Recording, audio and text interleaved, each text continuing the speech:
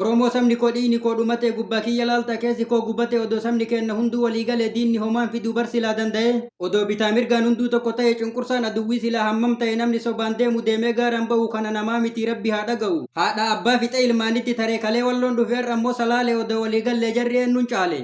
Lafuma kennarraa har'a nu buqqisa akkas nama gooti ilaal ilmoon guddisaa quuncayyoo waliiti arba guddaa hiiti gadheeyyoo guddisan booddee nama miti.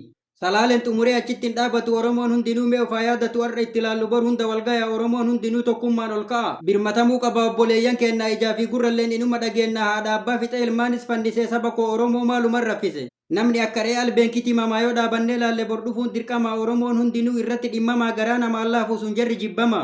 Ati teenna boottee ilmoo ofii dhabdee manarraa buqqaatee bakka seentu dhabdee qe'een duraan quufaa cooma jaji'atu yoo har'a rakkatee bishaan si kadhatu dhiinummaan Oromoo sinitti mul'atu. Oromoo salaalee tiruu lafeetiyya akkamiin ibsadha gubaa keessa kiyyaa gubbaaniin bareeda keessi na gubate Oromoo salaalee rakkotu mudate. Dhiira albeen qalu shamarran gudeedaa walirratti ilaaluun kun hagam bareeda seenan nu gaafata har'a yoo callifne Oromummaa teenna mukatti fannifne Oromummaa teenna afaanumaan faarsaa yoo saba koo fixxu uummanni abaarsaa walirratti ilaaluu kanatu na aarsa. Warri quufee bulu durcooma muratee rakkoo aduwwiitiin kun har'a rakkate yaa saba koo jedhe sabatti warwaata sabni dhugaan sabaa yookaan awwaata. Saba koo Oromoo walirratti ilaallu odoo walii gallee akka diina caallu abdii guutuu qabaanu dhugaaf dubbanna akkam lafa kenna gubbatti gubanna. Oromummaa qofaaf sabni kenna dhumaa ani sooma arge sagaleen gungumaa yoo har'a callifne bor hunda walgayaa xiqqaa fi guddallee wal jalaa dhagaya.